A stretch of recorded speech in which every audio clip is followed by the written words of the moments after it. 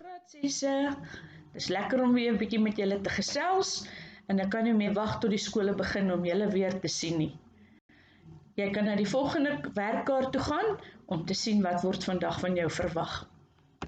Graad 6. Ek weet julle kan almal lees, maar ek gaan gou-gou die werkkaartjie met julle deur. In die eerste plek moet jy asseblief vir my die werk doen op bladsy 16. Maak in jou werkboek oop op bladsy 16. Jy kan in jou werkboek sommer werk asseblief en dan voltooi jy die tabel.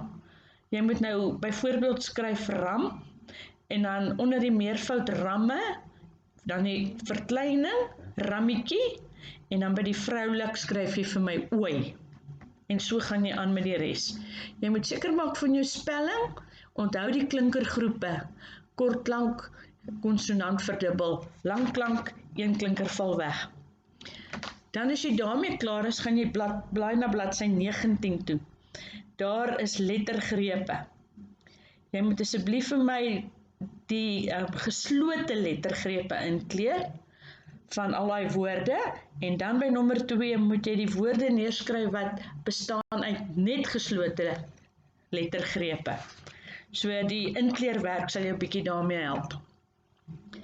Dan as jy daarmee klaar is, blaai jy na bladsy 21 toe en dan lees jy die gedig van Ingrid Jonker deur van Kabouterliefde vir Simonei.